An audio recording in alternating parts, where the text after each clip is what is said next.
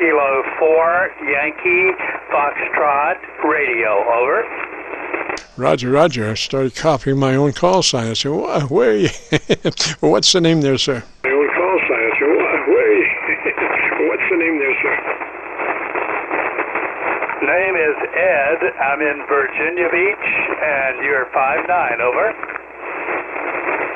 Roger, Ed, I'm copying you on the Milford, PA SDR. It looks to be about an 8 over.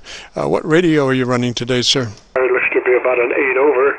What radio are you running today, sir? I'm using an old 50 I've had for many, many years.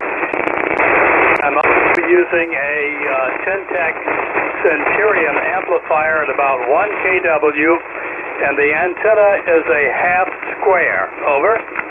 All right, now tell me a little bit about what a half square is. All right, now tell me a little bit about what a half square is. Okay, a half square is two quarter wave verticals that are separated by a half wavelength.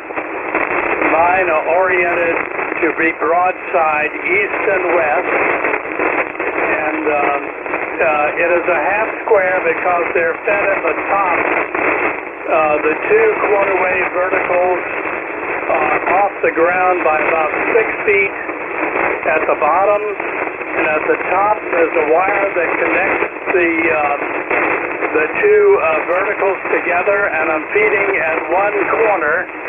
The match is a perfect 50 ohms with a 1-to-1 SWR. I hope that explains it, Jim. Over. Roger. Now, what is your direction of radiation? What is your direction of radiation? East and west. The antenna runs north and south, so I have a broadside east-west pattern that's fairly tight, and the gain is about 3.8 dB. Roger. Now, do you have a B source comparison? Do you have anything that you can A-B it with? Comparison? Do you have anything that you can A-B it with? Oh, I do, but it's not tuned up. Let me see what I can do about that. All right. Just that is always the grace there about antennas is when it gets down to the A-B comparison between one antenna and the other, and how much better the one antenna is than the other. That is my downfall. Because of that, when I build a new antenna, I do not deactivate the old antenna, because you know, how do you know you're doing better if you don't have the old thing to compare it with, Roger? Doing better if you don't have the old thing to compare it with, Roger? Yeah, but I do. I just need to grab a hold of my Super Tuner Plus by Dentron and tickle the SWR so that I have a perfect match. That'll take me just about a minute. So stand by, Jim. This is K4YFR. Roger, Ed. Well, gosh, you know, the ideal thing is to be able to not to have to use an antenna tuner. That's called a resonant antenna, and resonant antennas to me are just so much more efficient. Oh gosh, it's either Pakistan or India calling. I've had my Pakistani call for today. It must be India calling. The latest oh gosh, game, I guess. It's too bad they don't well, anyway, it's either India or Pakistan. I fail to know, but anyway, they got no answer. So anyway, we're waiting for Ed to get his one antenna tuned up on the antenna tuner, and hopefully Ed's got an AV switch that we can actually hot switch the two antennas. Not really hot switch, we just switch them between words where we're not talking. On sideband there is no energy when you're not talking, so you can hot switch two antennas without having to power down to make the transition. Well, Ed, how are we doing there, sir? Down to make the transition. Well, Ed, how are we doing there, sir? Okay, we're doing good, Jim. KC9VKV, K4YFR. I'm talking to you on the half square antenna, and I'm going to switch to the other antenna now. Okay, now I'm talking to you on a dipole inverted V up about 70 feet, fed with ladder line, and it is one half wavelength on each side. It is two half waves in phase, running north-south with a broadside pattern, the same as the half square, east and west. Over. Roger, Ed. Okay, now what it looked like to me was that last antenna was 3 dB hotter to me than the first antenna. So what I want you to do now is to stay in that same position with antenna 2 and give me a 10 count, all right? And at between 5 and 6, I want you to switch to the number 1 antenna, and just in the cadence of the number. You know, there is no RF there, so you don't need to power down. Just just make the switch between 5 and 6 and continue the count to 10. Roger. Between 5 and 6 and continue the count to 10. Roger. Roger. Will do. 1, 2, 3, 4, 5, 6, 7, 8, 9, 10. Well, Roger, Ed, it looked like about 2.5 dB, about 2.5 dB difference on that second antenna, the first one that you started with. We'll get the nomenclature right there. That brand X antenna that you introduced, that seems to be about 2.5 dB hotter to me than the other antenna. Roger, Roger. 2.5 dB hotter to me than the other antenna. Roger, Roger. Roger, Roger. I'm going to switch now. I'm on the half square, and now I'm on the inverted V. So there you go. And you seem to be a bit louder on this antenna as well.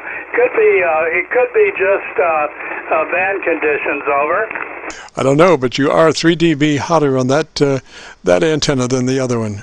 The antenna that you were last on is 3 dB hotter than your 4 square, half square, or whatever that was. Than your 4 square, half square, or whatever that was. Roger. Yes. Okay.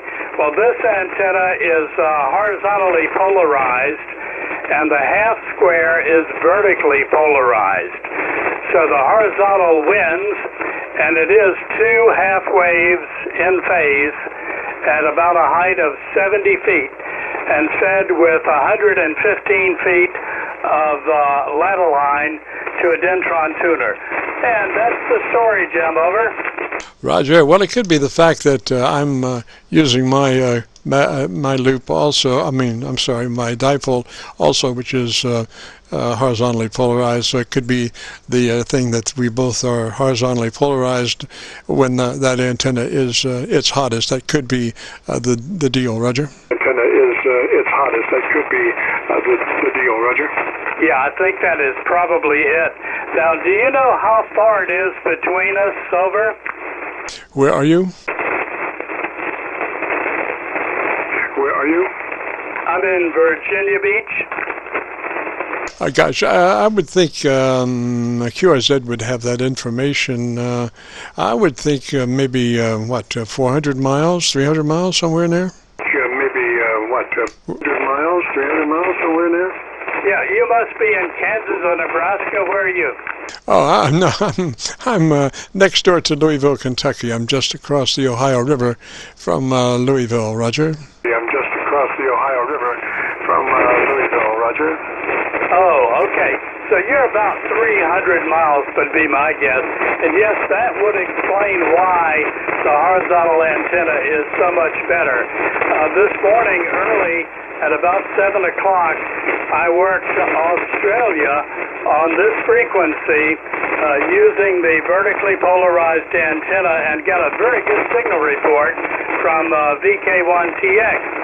So the half square is a long haul antenna, and the horizontal antenna, of course, is going to be better at this particular range. I think that's true. Over. Roger that. And, you know, there's nothing greater than an A-B switch. There's nothing greater than to have options. One who has options has the world in his hand, because there's nothing better than the right antenna at the right place at the right time. Roger? Than the right antenna at the right place at the right time. Roger? Roger that. So I've got the world in my hand. And yes, I do have a very good A-B switch. And when I switch between the two antennas, the equipment on this side of it hardly knows the difference at all. And so it works pretty good. Also, I'm in my man cave station, so I don't have access to my computer, Jim. Over. Oh, roger that. I was just going to make a comment about AV switches at HF frequencies.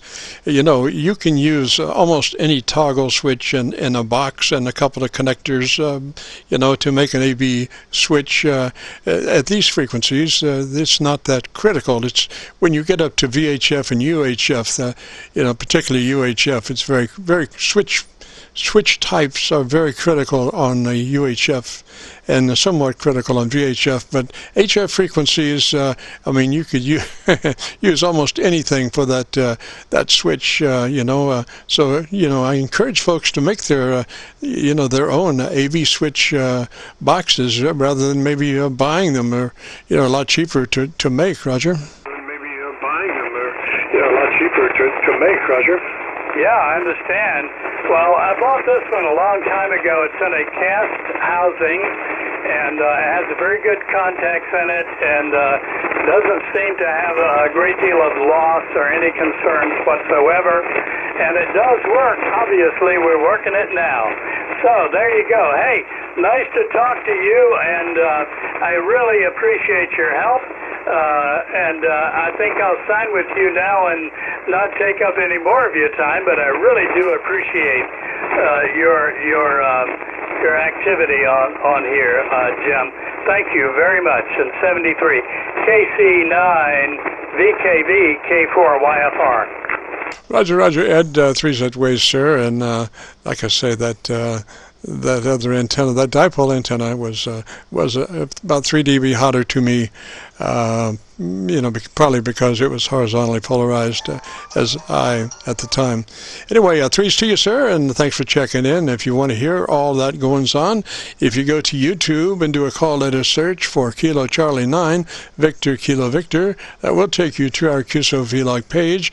On that page, we're running about 1,190 some odd recorded Qsos, so you'll be looking for one in particular called My Group Aircheck 71020. My Group Aircheck 71020. Hopefully YouTube will put that on page 1 as they normally do. And so it will be that first page that you come to after you do our call letter search.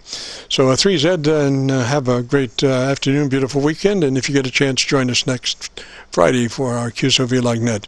This is KC9VKV, recording now live till 5. If you have a radio you want to check out, give me a shout.